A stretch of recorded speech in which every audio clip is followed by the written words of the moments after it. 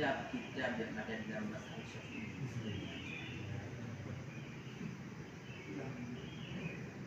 Kitab di dalam mazhab Syafi'i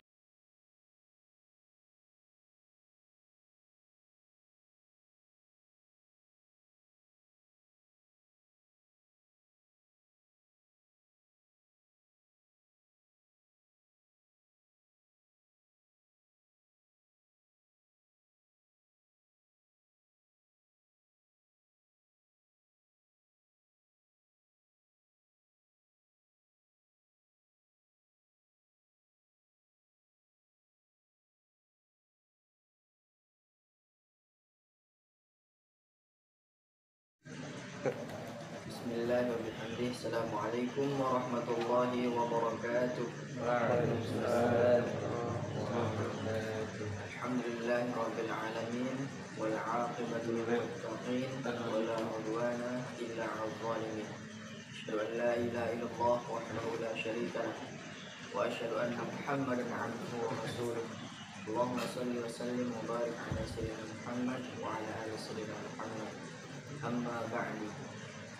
Yang saya hormati dan yang kami muliakan Ustaz Haluk selama ini alhamdulillah dapat ambil kita sampai saat ini, karena berkat beliau alhamdulillah kita menjadi orang-orang yang senantiasa taat kepada Allah Subhanahu wa taala. Segala puji bagi Allah Subhanahu wa taala yang telah memberikan kita berbagai macam nikmatnya sehingga kita dapat melaksanakan kewajiban kita sebagai umat Islam yang salat subuh secara berjamaah. Alhamdulillahirabbil alamin. Salawat serta salam kita tercurahkan pada baginda Rasul Muhammad sallallahu alaihi wasallam. Semoga kita termasuk kita termasuk umat-umat yang cinta pada sunnah-sunnah beliau, dan mudah-mudahan kita mendapatkan syafaatnya besok di yaumul qiyamah. Amin ya rabbal alamin. Amin. Pada pagi hari ini kita alhamdulillah bisa melaksanakan acara rutinitas mingguan kita, yakni acara kultum santri. Dan sebagaimana saya sebagai MC untuk memberikan atau memaparkan berbagai macam rangkaian acara. Baiklah, singkat saja, marilah kita buka acara pada pagi hari ini dengan membaca Al-Basmalah. Bismillahirrahmanirrahim. Acara kedua yakni pembacaan kalam ilahi atau membaca ayat suci Al-Quran akan dibacakan oleh saudara kita Fahri.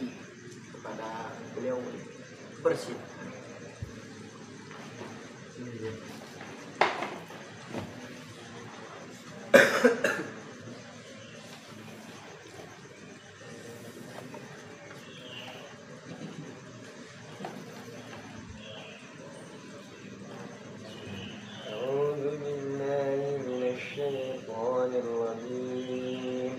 Bismillahirrahmanirrahim. Iqra' bismi rabbikal ladzi khalaq. Khalaqal insana min 'alaq. Iqra' wa rabbukal akram. Alladzi 'allama bil qalam. 'Allamal insana ma lam ya'lam. Kalla innal insana layatgha. أَرَآهُ اسْتَغْنَى إِنَّ إِلَى رَبِّكَ الرُّجْعَى أَرَأَيْتَ الَّذِي يَنْهَى عَبْدًا إِذَا صَلَّى أَرَأَيْتَ إِنْ كَانَ عَلَى الْهُدَى أَوْ أَمَرَ بِالتَّقْوَى أَرَأَيْتَ إِنْ كَذَّبَ وَتَوَلَّى أَلَمْ يَعْلَمْ بِأَنَّ اللَّهَ يَرَى كَلَّا لَئِن لَّمْ يَنْتَهِ لَنَسْفَعًا ناصية كاذبة خاطئة فليدع ناديه سندع الزبانية كلا لا تطعه واسجد واقترب صدق الله العظيم. Assalamualaikum warahmatullahi wabarakatuh. Waalaikumsalam warahmatullahi wabarakatuh. Masya Allah, semangatnya di mana ini? Kok masih ngantuk?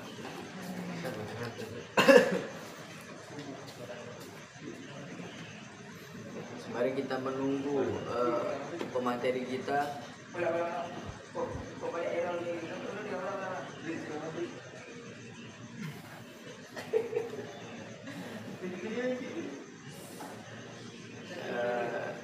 Mari kita sama-sama menunggu Ustaz.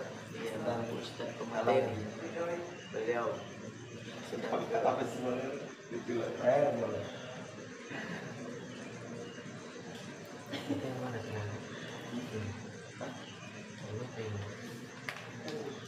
Enggak ini ya. Mana? Pasti. Oh, ya. Allah. Minum dulu Ustaz, minum dulu. Dah. Minum. Sudah lanjut untuk acara yang ketiga, yakni acara kultum kita. Semoga apa yang disampaikan di sini bermanfaat bagi kita semua. Kami persilakan untuk Ustaz Wasimuddin. Ada beliau silakan. Wasimuddin. Assalamualaikum warahmatullahi wabarakatuh. Waalaikumsalam warahmatullahi wabarakatuh.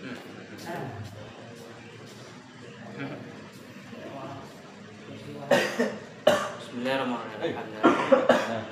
Assalamualaikum warahmatullahi wabarakatuh. Pertama, puji kepada Allah Subhanahu wa taala, kedua salawat dan salam kepada Rasulullah. Ketiga, penghormatan kita pertama kepada Al-Ustaz, kepada pengurus, seluruh jamaah dan seluruh santri yang dirahmati oleh Allah Subhanahu wa taala. Pada kesempatan kali ini kita akan sedikit membaca tentang kitab-kitab yang ada dalam mazhab Syafi'i.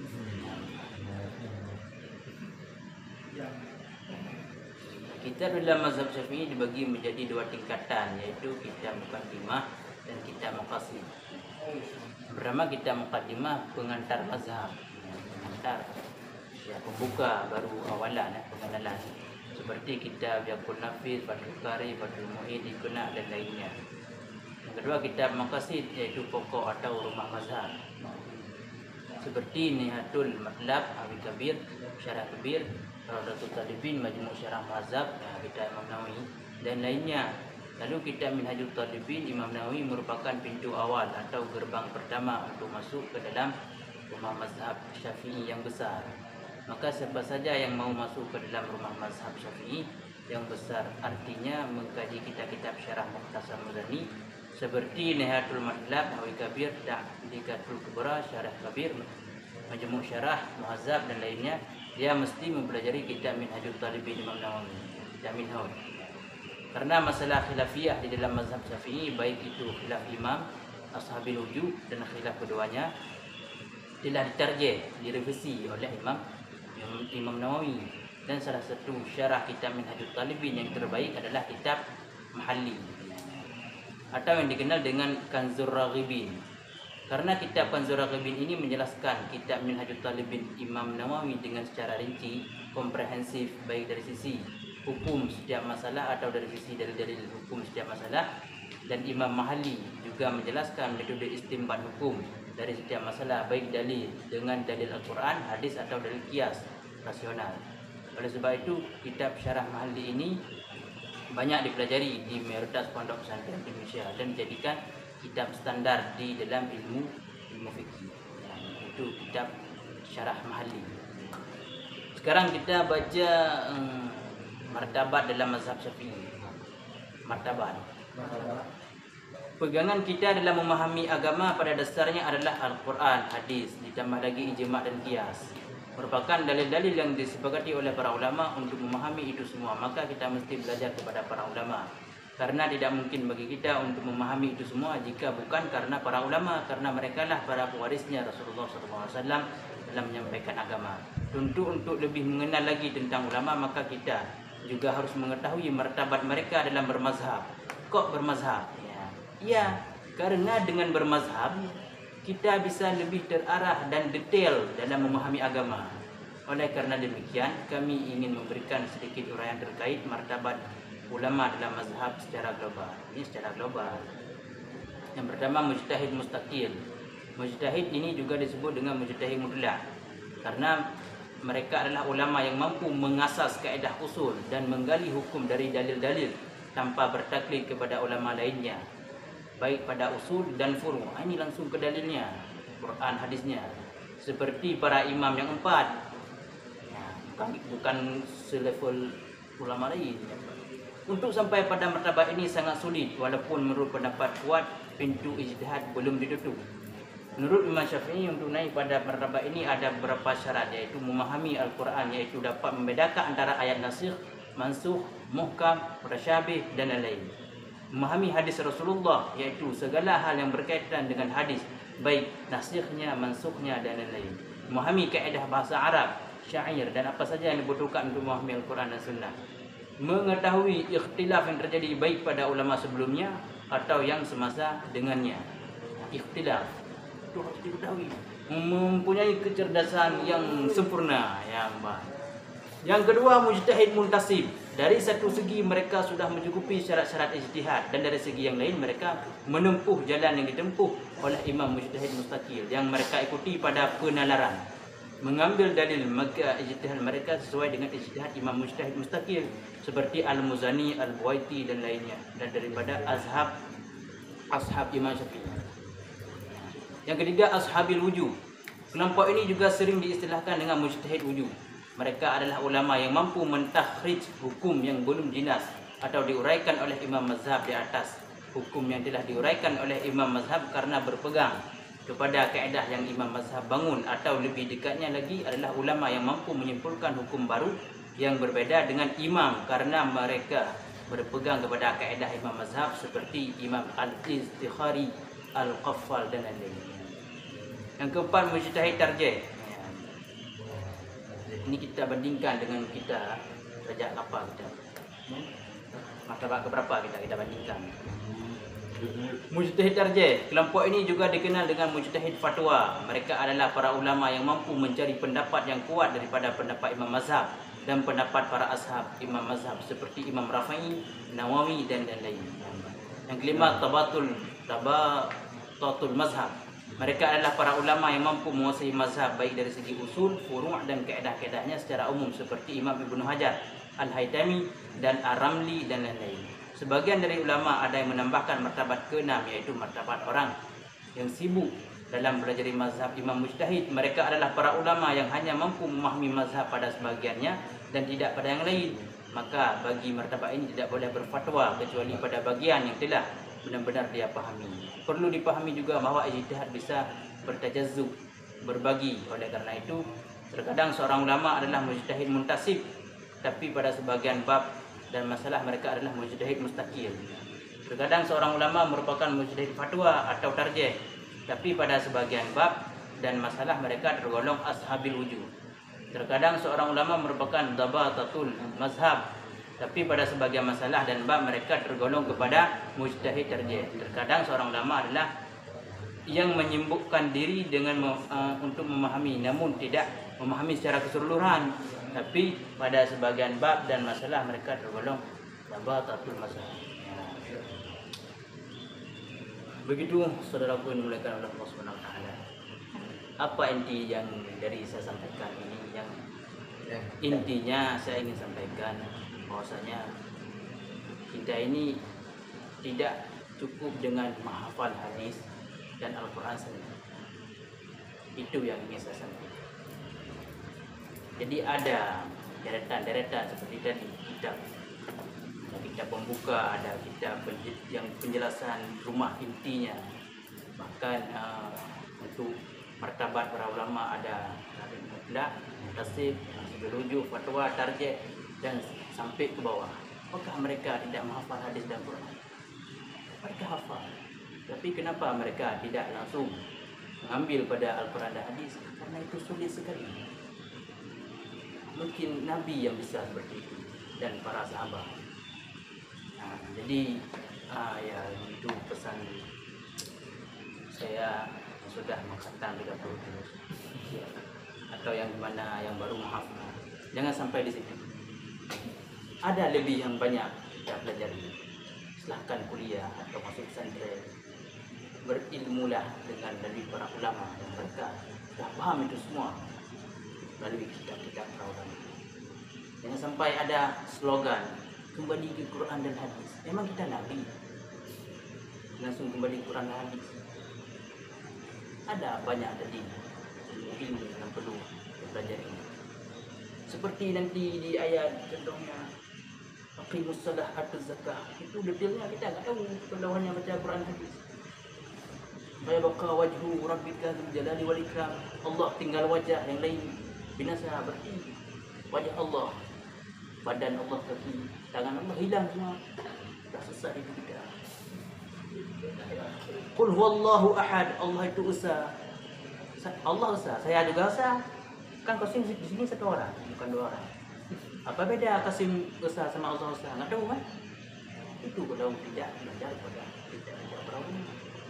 Di situ ahad, di situ apa dijelaskan oleh para ulama? Ahad di situ kalau kita Ahlussunnah wal Jamaah, tiga di situ ahad. Ahad fi af'al, ahad fi zat, ahad pada sifat. Penjelasan detail agar kita tidak terjerumus dalam aliran-aliran sesat. Begitu saudara. Jadi perlu kita kaji, kita bagi. Itu kita hafal Quran hadis hanya awalan, dasar. Tapi untuk memahami secara rinci perlu kembali pada kitab para ulama. Memang kita kecil tidak disebutkan dalil atau hadis, walaupun disebutkan deki. Kita agak besar tidak disebutkan nanti. Nah, begitu. Nanti jangan sampai ada pertanyaan, mulia mana Quran hadis sama kita? Ya, banyak mulia, karena untuk memahami Quran hadis kan mulia perlu melalui kita. Maka sesuatu yang dilalui dengannya untuk mencapai kemuliaan ini mulia juga. Ya, makanya ada kaedah mada ketimul wajib illa bihi bahwa wajib. Sesuatu yang tidak didapatkan kewajiban kecuali dengannya, maka itu wajib juga dipelajari. Begitu saudaraku sekalian, banyak detail masalah yang perlu kita pelajari melalui kitab. Bahkan kita dengar ceramah para ustaz di TV, kita baca buku-buku fikih, buku-buku Islam, mereka mengambil dari kita, cuma telah diterjemahkan. Jangan sampai kita membanding-bandingkan, itu salah. Bisa sampaikan karena mungkin kita mau selesai mau pulang kampung, itu jangan ditinggalkan ya. Kita belajar pada ulama jangan ditinggalkan. Pegangan kuat itu. Karena kalau enggak begitu ya kita dah masuk ajaran-ajaran apa aja. Kalau hanya bermodal kita menghafal hadis Quran, apa belajar kita menghafal hadis. Begitu saudaraku, sehingga nanti detailnya ya memang ulama yang lebih paham. Seperti beri zakat, zakat zurung, zakat emas, zakat lain sebagainya. Jadi zakat zurung itu zakat padi itu ada beda hukum. Kalau hukum air yang disiram padi itu air hujan, keluar zakatnya berapa? Kalau yang disiram untuk padi itu bukan air hujan, air pengairan, air apa? Air sungai, ada apa? Air pegunungan atau air ya pokoknya ada ngalir lah. Itu beda lagi hukum pengeluarannya. Kan detail ulama menjelaskan. Talak ba'i, talak apa lagi? Talak raj'i. Bisa talak, bisa kembali, bisa talak, enggak bisa kembali. Itu ulama menjelaskan dalam kitab. Masa kita langsung ke Quran? Di Quran at-talaqu maratan ni 2 kali. Kita harus bermakna. Begitu saudara. Kalau talak lagi haid gimana hukum? Lagi hamil gimana hukum? Ada hukumnya. Kalau dah kasih mahar, mau lamar, enggak jadi, kembali mahar itu atau langsung kasih ke istri, ke calon istri? Ada hukumnya juga nanti. Detail ulama telah menjelaskan, kita jangan melangkahi para ulama. Memang bagus kita menghafal Quran, tapi kita jangan terpaku di situ. Kita jangan tertipu dengan di situ. Bukan ini membanding-bandingkan ini. Bukan. Seperti tadi, untuk memahami Quran, hadis, ijma' dan qiyas melalui kitab para ulama. Ada jalannya itu. Nggak boleh nyebrang. Kalau nyebrang sesat. Ada jalannya. Nggak boleh nyebrang. Sekalipun kita menyampaikan ayat langsung, minimal bacalah kitab tafsir. Kita baca tafsir begini menurut Imam Jalalain, Ibnu Katsir begini, Al-Baghawi begini, Buya Hamka begini, Profesor siapa lagi di Indonesia, Quraisy Shihab begini. Dengan langsung baca Quran, baca terjemah, sampaikan. Nah, itu perlu saya sampaikan. Karena dengan berdirinya rumah-rumah tahfidz di sekitar kita dengan tertib. Memang itu bagus, tapi ada yang lebih dalam kita harus memahami. Jangan sampai terpaku. Ya sudah, apabila berjus, silahkan dulu. Jangan lupa belum pelajari ilmu Islam. Jadi kita berhafal, silahkan hafalkan ini. Alhamdulillah Rabbil Alamin. Mungkin hanya itu saja yang dapat saya sampaikan. Sebenarnya materi cukup banyak.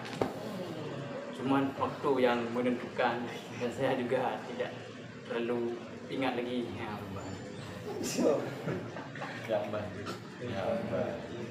Ya intinya tadi, kalau kita pulang nanti jangan terpatok sedikit di situ, tidak cukup di situ. Banyak hukum yang perlu kita ketahui. Saya akhiri dengan wabillahi taufiq wal hidayah. Assalamualaikum warahmatullahi wabarakatuh. Waalaikumsalam Allah wabarakatuh.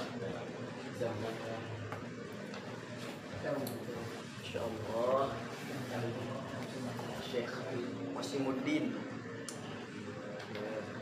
Insyaallah ya Pak, ini pembahasannya supaya kita itu benar-benar memilih berpihak di mazhab siapa.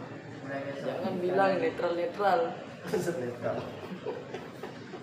Susah nanti di surga. Orang nikmat di surga kita cuma bisa ngeliat doang.